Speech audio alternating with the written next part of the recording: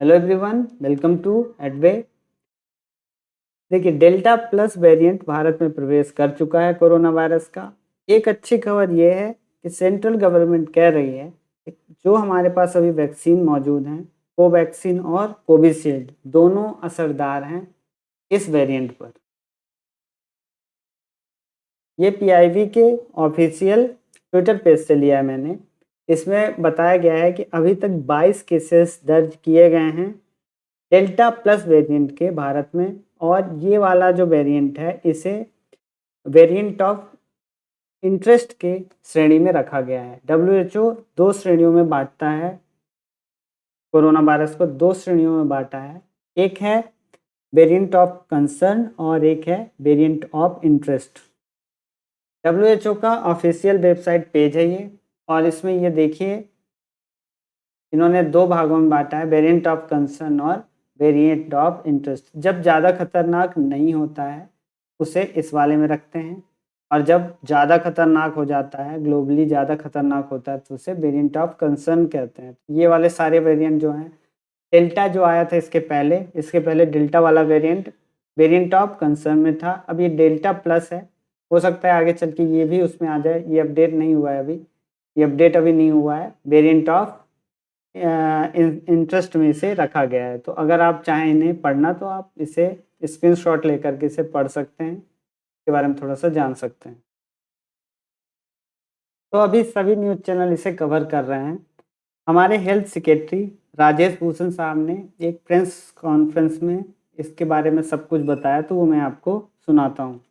Plus के बारे में बता देता हूँ। सबसे पहले महत्वपूर्ण बात यह है कि कोई भी जो वेरिएंट होता है उसको उसकी ट्रांसमिसिबिलिटी या वेरुलेंस के आधार पर वेरिएंट ऑफ इंटरेस्ट जो एक नीचे की कैटेगरी है, या वेरिएंट ऑफ कंसर्न जो ऊपर की कैटेगरी है सीरियसनेस के हिसाब से, उसमें श्रेणी में बांटा जाता है। डेल्टा वेरिएंट जो है वो इस समय दुनिया के 80 देशों में पाया जाता है। तो डेल्टा वेरिएंट दुनिया के 80 देशों में है, भारत में भी है। और जो डेल्टा प्लस वेरिएंट है वो अभी, और डेल्टा वेरिएंट को वेरिएंट ऑफ कंसर्न माना गया है, यानी वो सीरियस श्रेणी में है। डेल्टा प्लस अभी 9 देशों में पाया गया है।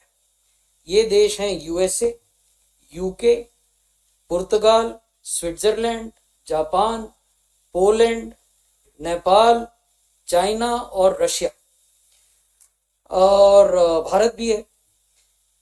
भारत में इसके 22 मामले अभी तक मिले हैं। अभी इसको वेरिएंट ऑफ इंटरेस्ट की श्रेणी में रखा गया है, और वेरिएंट ऑफ कंसर्न की श्रेणी में ये नहीं है। भारत में जो मामले हैं वो रत्नागिरी और जलगांव, दो जिले हैं महाराष्ट्र के, वहां हैं। और कुछ छुटपुट मामले, ये 22 में से 16 मामले यहाँ हैं इन दो जिलों में, और कुछ छुटपुट मामले हैं जो कि केरल में हैं और मध्य प्रदेश में। आज स्वास्थ्य मंत्रालय ने इन राज्यों को एक एडवाइजरी जारी करके ये बताया है कि उन्हें किस प्रकार की कार्रवाई, यानी what is the kind of public health response that Maharashtra, Madhya Pradesh and Kerala should initiate to address this issue, which presently looks fairly small in terms of number, but we would not want this to assume significant proportions. हम नहीं चाहेंगे कि ये कुछ अधिक बड़ा रूप ले।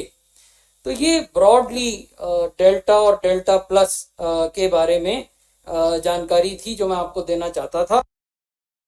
ये भारत बायोटेक की ऑफिशियल वेबसाइट है, और इन्होंने ये दावा किया है कि जो कोवैक्सीन है वो 77.8% असरदार है, इफ़ेक्टिव है इस वाले वेरिएंट पर।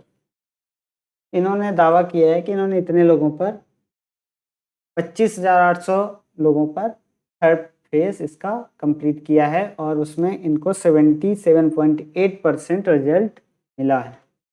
तो अगर ऐसा होता है तो ये हमारे लिए बहुत अच्छी खबर है, जैसा कि गवर्नमेंट कह रही है। तो ये एक अपडेट था छोटा सा डेल्टा प्लस वेरिएंट के ऊपर। अगर कुछ और आता है तो मैं उस पर एक अलग वीडियो ला दूंगा। Thank you for watching Advi study.